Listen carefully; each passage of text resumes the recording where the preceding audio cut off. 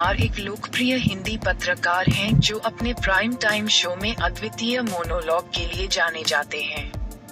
रवीश कुमार बिहार के एक मामूली परिवार से ताल्लुक रखते हैं। पटना के एक नर्सरी स्कूल में अपनी शिक्षा पूरी करने के बाद वह 1990 में अपनी पढ़ाई जारी रखने के लिए दिल्ली आ गई। रवीश कहते हैं कि दिल्ली पहुंचने से पहले उन्होंने लखनऊ, जमशेदपुर और रानीखेत में केवल बड़े शहर देखे थे।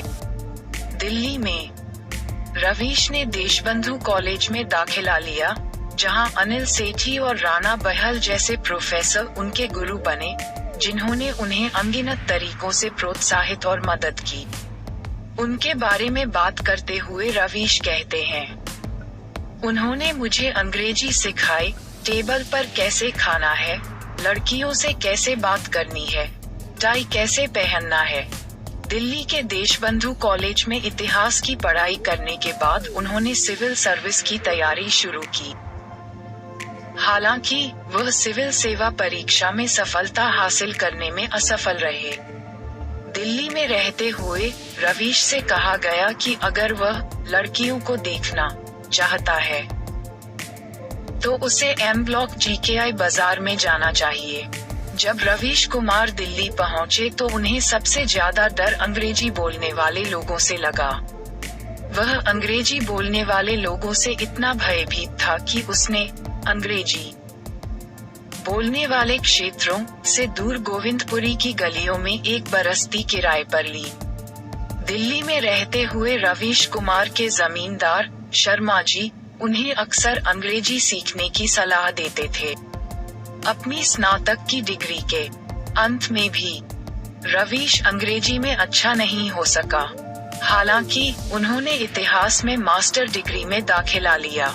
दिल्ली विश्वविद्यालय से इतिहास में स्नातकोत्तर करने के दौरान रवीश दिल्ली विश्वविद्यालय के इतिहास के शानदार प्रोफेसर स्वर्गीय पार्थसारथी गुप्ता से बहुत प्रभावित थे, जिन्हें उनके छात्र प्यार से PSG के रूप में जानते थे, जिनके शहरीकरण पर व्याख्यान उनके लिए एक मार्गदर्शक बन गए। उन्होंने रवीश को शहर देखने का नजरिया बदल दिया। दिल्ली विश्वविद्यालय में MPhil की पढ़ाई के दौरान रवीश ने अपनी भावी पत्नी नैना दासगुप्ता से मुलाकात की, जो इंद्रप्रस्थ कॉलेज में पढ़ रही थी। रवीश कुमार की पत्नी नैना दासगुप्त रवीश और नैना ने करीब 7 साल तक डेट किया। रवीश के पास कभी भी पर्याप्त पैसा नहीं था, इसलिए वे कैफे जाते थे और लंबी सैर पर जाते थे। जब रवीश कुमार ने नैना से शादी करने की अपनी योजना के बारे में उन्हें सूचित करने के लिए अपने माता पिता से संपर्क किया, तो उन्होंने शादी का कड़ा विरोध किया।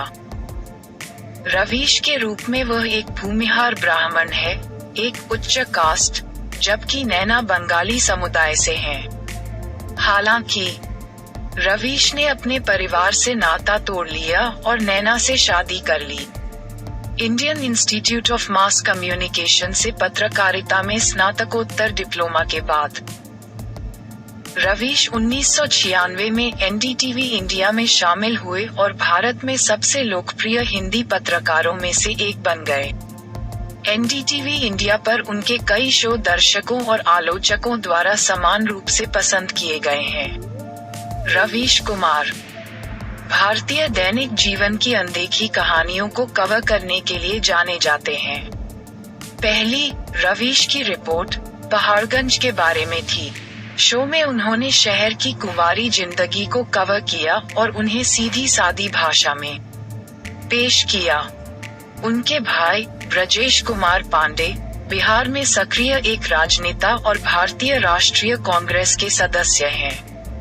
रवीश कुमार को अक्सर टीवी न्यूज न देखने का हवाला देते हुए देखा जाता है, चूंकि वह ज्यादातर टेलीविजन रिपोर्टों को पक्षपाती मानते हैं, जो आम लोगों को गुमराह करता है। वह अक्सर अपने सोशल मीडिया अकाउंट्स पर सोशल मीडिया पर ट्रोल होने और अपने निजी जीवन में हस्तक्षेप करने के बारे में पोस्ट करते देखे जाते हैं। रवीश कुमार अक्सर जान से मारने की धमकी मिलने की शिकायत करते हैं।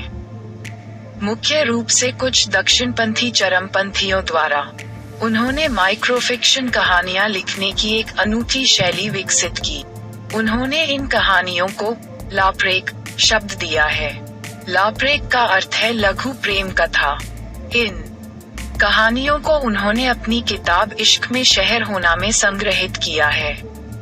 किताब रवीश कुमार इश्क में शहर होना किताब रवीश कुमार इश्क में शहर होना उन्होंने किताब भी लिखी है। द फ्री वॉयस लोकतंत्र, संस्कृति और राष्ट्र पर रवीश कुमार की किताब the free voice on democracy, culture and the nation Ravish Kumar की किताब the free voice on democracy, culture and the nation उनका एक ब्लॉग nisadak.blogspot.com भी है, जहां वे अनगिनत विषयों पर लेख पोस्ट करते हैं। मुख्यतः व्यंग्य के रूप में रवीश कुमार की लोकप्रियता का अंदाजा इसी बात से लगाया जा सकता है कि एक लोकप्रिय यूट्यूब चैनल द स्क्रीन पट्टी TSP रवीश की रिपोर्ट नाम से एक शो चलाता है, जिसमें अभिनेता शिवनकित सिंह परिहार ने रवीश कुमार को राजा रवीश कुमार के रूप में चित्रित किया है। रचनात्मक साहित्य और हिंदी पत्रकारिता में रवीश को 2010 में प्रतिष्ठित गणेश शंकर विद्यार्थी पुरस्कार मिला। 2013 वर्ष के पत्रकार के लिए पत्रकारिता में उत्कृष्टता के लिए रामनाथ गोयनका पुरस्कार 2014, सर्वश्रेष्ठ हिंदी म्यूजिकास्टर के लिए भारतीय समाचार टेलीविजन पुरस्कार 2016। इंडियन एक्सप्रेस ने उन्हें 100 सबसे प्रभावशाली भारतीयों की सूची में शामिल किया। उसी वर्ष उन्हें मुंबई प्रेस क्लब द्वारा वर्ष का सर्वश्रेष्ठ पत्रकार नामित किया गया था। बेवकूफों को आवाज देने के लिए पत्रकारिता का लाभ उठाने के लिए रेमन मैग्सेसे पुरस्कार से सम्मानित किया गया। रवीश कुमार का रेमन